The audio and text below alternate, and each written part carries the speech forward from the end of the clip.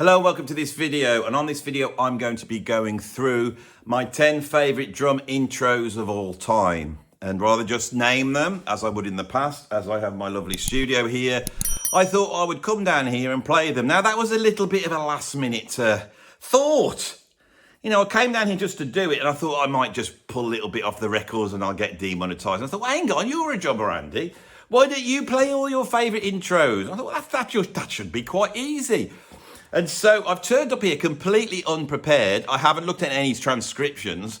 I just thought, I'll just play them by ear, I'll be okay. And I've had a right problem doing this. You see, the thing with me is, I think I'm better than I am, right? But I know deep down, I am worse than I think I am. So I'm worse. I know that I'm worse than how good I think I am is. And this has proved the case. So I've managed to get through them. Now, all you anal retentive types who believe that music is all about replicating things exactly the same, you'll be saying, Andy, that's not exactly right. And I know they're not exactly right. And I'm going to try and point it out. So this is going to become the theme of this video. I've just gone through it and I'm going to try and explain, you know, the troubles I had and why these incredible fills, and just get into it. And please, yes, I know some of them aren't right. You know, I'm not a YouTube drummer. I don't think like that. I go in and play. And if I was doing a gig and I had to play these tracks, these would be my approximations of these intros. So what I'm going for is the spirit of the intro. Well, Andy, you have apologized enough for your ineptitude. Let's get on with the video and look at my 10 favorite drum intros, 10 to 1. Now, I've got to be honest, some of them aren't really drum intros, but it's only been fudged a little bit. It's really just an excuse to for me to play some of my favourite drum stuff, or at least have a go at it. Right, so at number 10, we have the intro to the Crunge by Led Zeppelin on the album House of the Holy. And of course, the drummer is John Bonham.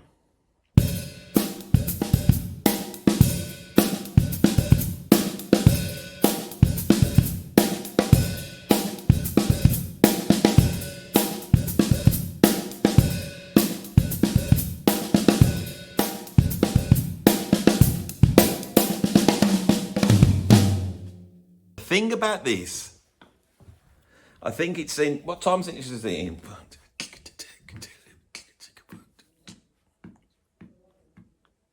What? See, this is the thing. This is what I want you to get from this, is I could quite happily play the Crunge now, and I would be able to play it, and I could play all the way through it. And then if you turned around to me and said, what's the time signature? I wouldn't know, because I try and assimilate music into here rather than into here. I've always thought it's in 5, I think. Anyway, it's in some odd time signature. And this drum feel is very, very hard to get. It's like the bass drum patterns are dislocated with what your hands are doing. A lot of rock drumming, these are all sort of interlinked in a certain way. But it's as though there's a number of feels on top of each other on this beat. John Bonham was a genius at being able to play straight and swing in at the same time and be able to push. And he learnt that from drummers like Earl Palmer and a few other drummers that we're going to be looking at on this list. It's an incredible tricky drum beat. It's a very iconic drum beat. I feel that among Led Zeppelin fans, they aren't so keen on this track. A lot of Led Zeppelin fans don't seem to like the Crunge because it's a bit of a comedy track. It's like a spoof of a James Brown track, you know, even to the point where, you know, where James Brown would shout, you know, let's go to the bridge, you know. Robert cannot find the bridge, and in the end of the tune he exhorts, where's that confounded bridge, in a very English accent, which I think is essential if you are going to mine the black rhythm and blues tradition of the United States of America. So I think, you know, these British bands that got so much from it, they have to instill their Englishness into it. But Bonham's drums aren't like that. This is down and dark and dirty. Now, in the true tradition of John Bonham, all the drums you're about to hear on this were recorded with just 2 mics. I know there's mics all over the kit, but I just switched that one on there and that one on there. That's all you're hearing. Very minimal EQ. I've put some reverb on it because I thought it would be nice to fill the sound out. But that's all you're hearing. So I've got quite a Bonham-y sound here. But of course, I haven't got the throb of Bonham's drums because I've got this tiny little jazz kit. Now, I've got a story, because I think stories are the best way to illustrate this. Many years ago, when I was playing for Robert Plant, he loaned me one of John Bonham's drum kits, one of the first Ludwig kits he ever had. And I played that on a few gigs and I gave it him back. I've told this story in depth on the channel. A few years later, we had to get this drum kit photographed. And so we took it down to a lovely theatre with lovely lights, and we had a great cameraman, and it had all been polished, and it looks absolutely beautiful. And I was given the job of setting it up and making it look like it was a proper drum kit to play.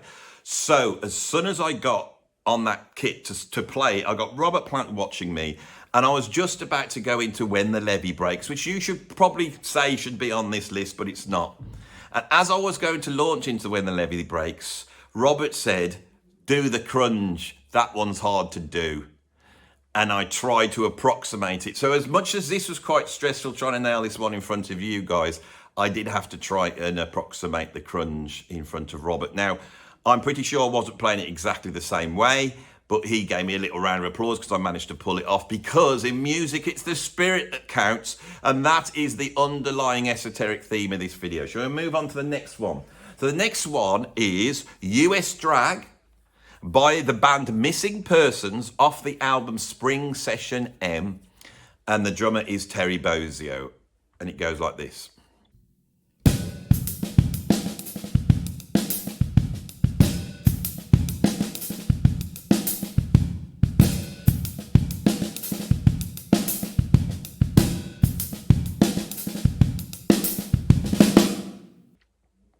I used to be a huge Terry Bozzio fan when I was a youngster. And I copied every single thing that he ever did. Most drummers, I would just try and copy the spirit of. Huge John Bonham fan. I played the crunge, but like I said, I've never actually learnt that one note for note. Now, I'm pretty sure that this one is possibly the most complex rhythm beat on this list. But I'm pretty sure I nailed this one. And the reason is because when I was young, I had a transcription and I worked this out, because Terry Bozzio is one of the few drummers I actually learnt stuff note for note. The other one was Steve Gadd, although I think I fail later on in this list because Steve Gadd's on the list. This drum beat, which is a linear drum beat, which means, well, it's not completely linear. The opening, almost to take the mickey, Terry hits everything. The hi-hat's open, the snare drum and the bass drum, he all hits that on the one. And then from that point on, it's linear, which means you're never hitting two things at the same time. So you get this line that runs through it. And this is quite a twisted linear pattern with all sorts of little awkward, reactions inside it. And it's also, I think, in 9/8. Now, you probably think that because it's Terry Bozzio, it's underpinning some complex prog track. But those of you that know about Missing Persons will know that Missing Persons was actually a band put together by many of the ex-members of Frank Zappa's band, including Terry Bozzio's wife, Dale Bozzio. And it sort of was a pioneering new wave band. Missing Persons was very, very influential. When I watch people like Lady Gaga, I often think that I can feel the DNA of Dale Bozzio and Missing Persons coming through in her music. It was very new wave. It was very edgy and early 80s. When their first album came out, which was Spring Session M, they did a lot of videos. And because, Dale Bozzio prance around in a plastic see-through bikini, those videos got played quite a lot on MTV. And they were a pioneer of MTV stuff. Now, the first album, Spring Session M, actually sold 1 million copies and did very well. Then they came back with an album called Rhyme or Reason, which is really good. There's some really funky stuff on that. But the internal cohesion was going. And then at that point, I think for the third album, the record company would turn around and said, we want to see some hits. And they went in and made a very mid-80s album, a mid-80s sounding a little bit like Power Station, called Colour in Your Life. I have all these albums, and I also have the first EP. I'm a big Missing Persons fan because I'm a big Terry Bozzio fan. They're well worth exploring. It sounds like very sort of electro teeny pop music, But under it, Bozio is doing some of the most incredible drumming you will ever hear. I'm an absolutely huge fan of Terry Bozio. So I hope I did that some justice. I'm pretty sure I nailed that one. Right, so let's move on to the next one. And this was the one that I realised was going to cause me the biggest problem. And it's the drum intro to Painkiller by Judas Priest.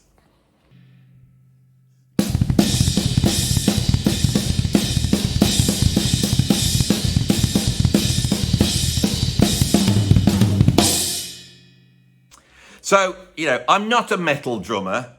I have no idea how this fill goes.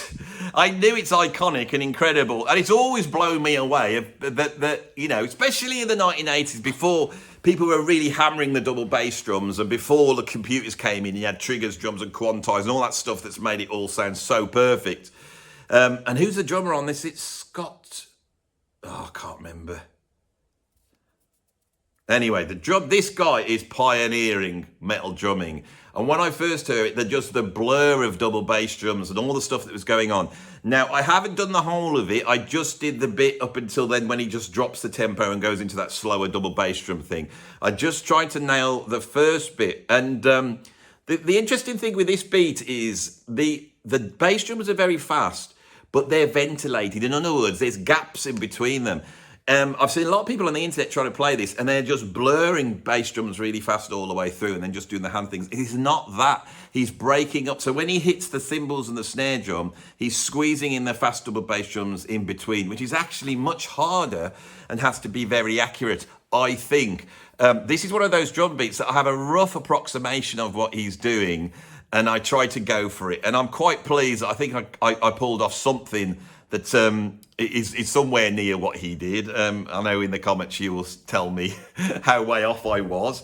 And of course, I have my tiny little jazz kit here with my dark jazz cymbals, my little 20-inch bass drum, and it's just been recorded in the room, so I do not have the thump that you would expect to have for such a heavy metal sound. Right.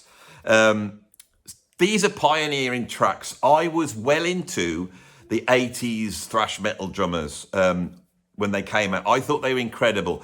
I'd been listening to all these sort of jazz fusion drummers, and I was getting my Weckel licks down and my Vinnie Colaiuta licks down, and I thought I could play. And then out of nowhere, these metal bands come out, and you're listening to these drummers, and I just could not play it at all. The guy that really fired me up to start off with was Charlie Benante out of Anthrax, who seemed to have a lightness in his playing. A really early pioneer of blast beats. Of course, there was Dave Lombardo.